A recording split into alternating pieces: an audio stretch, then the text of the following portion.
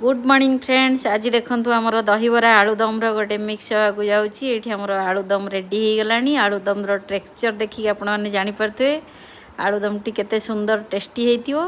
ये आमर दहीबरा रेडी हो जाइए। सकाळु सकाळु मु दहीबरा छाणिकी दही रे भेदे देइथिली।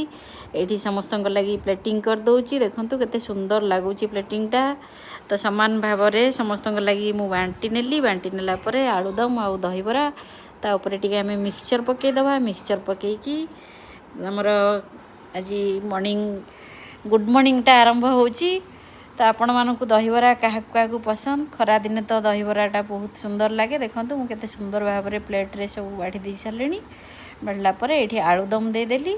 आलूदमटा तो केते बढ़िया होती। मिक्सचर टे छींचीदेली। तो देखु केते सुंदर भाव में आमर दहीबरा रेडी हो गला। दहीबरा आलूदम पूरा कटक दहीबरा आलूदम कहार पार्टी लाड़ गड़ुची निश्चित कमेंट रे जणेबे।